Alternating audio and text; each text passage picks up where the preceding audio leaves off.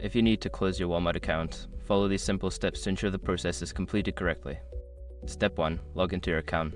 Visit the Walmart website and log into your account using your email and password.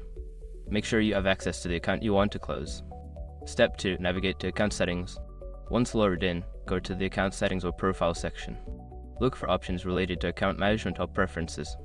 Step 3. Find Account Closure option. In Account Settings, search for an option that mentions closing or deleting your account. This may be located under Privacy Settings or Account Security. Step 4. Follow the closure instructions. Click on the Account Closure option and follow the on-screen instructions. You may be asked to confirm your decision and provide a reason for closing the account. Step 5. Confirm closure. After following the instructions, confirm the closure of your account. You should receive a confirmation email indicating that your account has been successfully closed. Thank you for following these steps. If you have any further questions or need assistance, feel free to reach out to Walmart customer support.